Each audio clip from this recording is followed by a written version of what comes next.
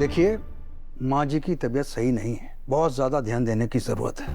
वो क्या है डॉक्टर? देखिए, एज फैक्टर तो है ही और हार्ट पहले से ही वीक था। कुछ महीने पहले ही इतनी बड़ी सर्जरी हुई है और वो लोड भी इतना ज्यादा लेती हैं। मैंने पहले ही मना किया था कि उनके लिए बहुत ज्यादा खुशी भी अच्छी नहीं है और ना ही बहुत ज्यादा दुख।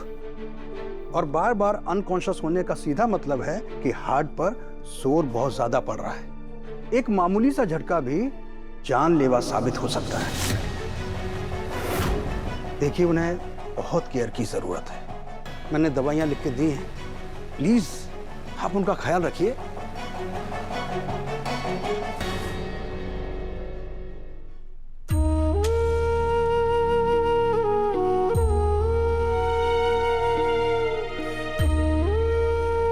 हे अम्बे माँ, बिल्कुल स्वस्थ कर दीजिए माँ जी साहब को, दीर्घायु कीजिए उन्हें। हमारी माँ पर अपनी दया की छाया बनाए रखिए।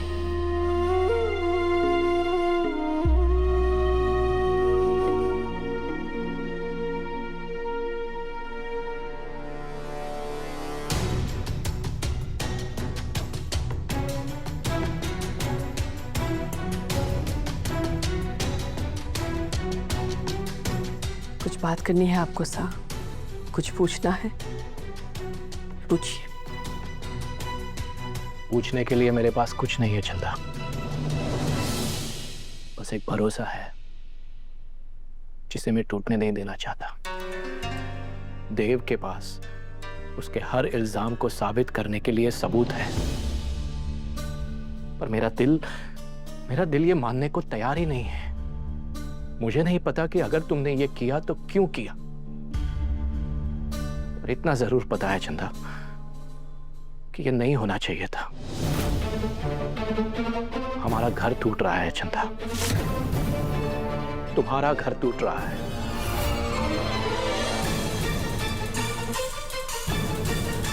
हमें माजी सा के पास जाना है। तुम भी मां हो चंदा, और एक मां का काम होता है बच्चों के पंख मजबूत करना, उन्हें काटना नहीं। और आपको लगता है कि हम अपने बच्चों के पंख काट रहे हैं?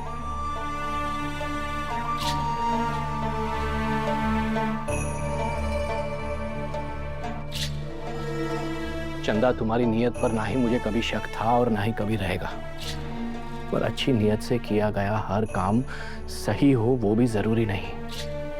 और वैसे भी दुनिया नतीजा देखती है, नीयत नहीं। आप भी नतीजा ही देख रहे हैं साहब, जो आपके हिसाब से गलत है। इसका मतलब आपके हिसाब से हम भी गलत हैं। चंदा, मुझे सिर्फ इतना पता है, तुम भले ही वसु को बहू के रूप में स्वीकार ना करो ना सही, पर तुम इस बच्ची को बेहद प्यार करती हो।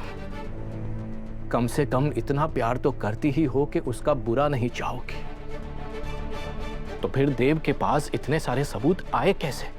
फिर तुम उससे कह क्यों नहीं देती कि वसु के सामान को जब्त करवाने से लेकर जतिन को रोकने तक तुमने ये सब कुछ नहीं किया? तुम वसु को कभी पीछे खींच ही नहीं सकती चंदा, और ये मैं तुम्हारे मुंह से सुनना चाहता हूं।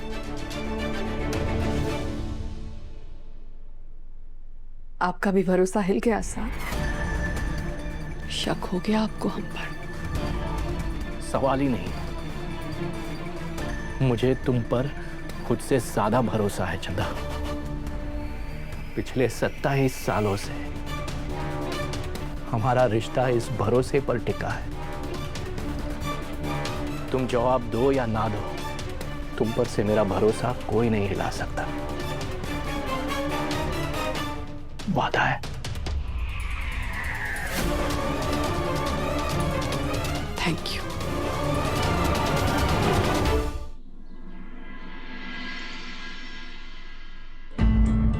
खा लीजिए ना दादी सा दवाई। बोला ना थारे को कि ना खानी है मैंने कोई दवाई ववाई। नहीं खाएंगे तो आपकी तबीयत ना बिगड़ जाएगी। बिगड़ती है तो बिगड़ जावे, लेकिन पहले तुम्हारे को यो बता कि थारे धनी ने जो थारी फैक्ट्री को सत्यानाश कियो है, उसके बाद तू दोबारा फैक्ट्री कब शुरू करेगी? आज से कि कल से? I'm sorry दादी साहब, मैं जानता हूँ मेरी बातों से, मेरी हरकतों से आपको बहुत दुख पहुंचा है, जिसके लिए मैं बहुत शर्मिंदा हूँ।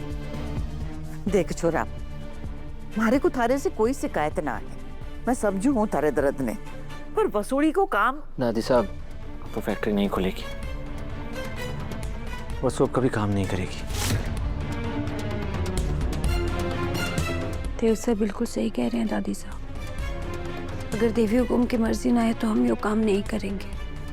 देवी हुकुम की मर्जी के बिना तो मैं सांस तक ना लूं, ये तो बहुत बड़ी चीज है। और दादी साहब इस बार आप भी कुछ ना कहेंगे। तो योदन दिखाने के लिए तूने इतनी मेहनत की थी, बस इतनी पहचान बनानी थी थारे को? दादी साहब आपको अपनी वसूड़ी की कौन सी पहचान चाहिए? बिजनेस वाली वसू या खुश रहने वाली वसू? दोनों काम एक साथ क्यों ना कर सके मारी वसू? क्योंकि दादी साहब जब तक देवी हुकुम की मर्जी के खिलाफ मैं कोई काम करूंगी मैं खुश ना रह पाऊंगी। अब आप भी मुझे छोड़ दीजिए प्लीज।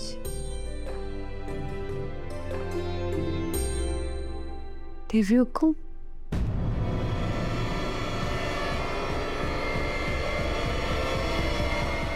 देव,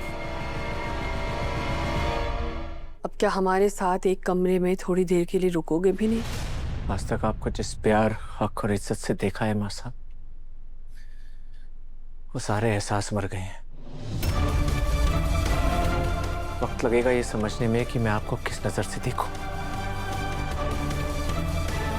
इसलिए आपके किए हुए पाप की सजा मैं खुद को दे रहा हूं। इसलिए आपको अपनी आंखों से नहीं, खुद को आपकी आंखों से दूर कर रहा हूं।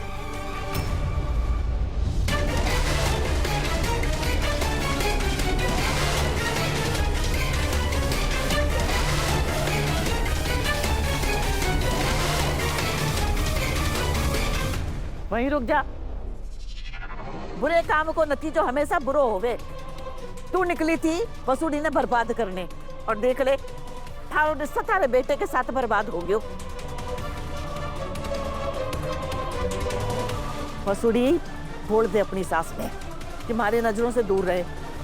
अरे इसके लिए मारे कमरे में तो के मारे दिल में भी जगह न बची, बोल इसे जाने के लिए।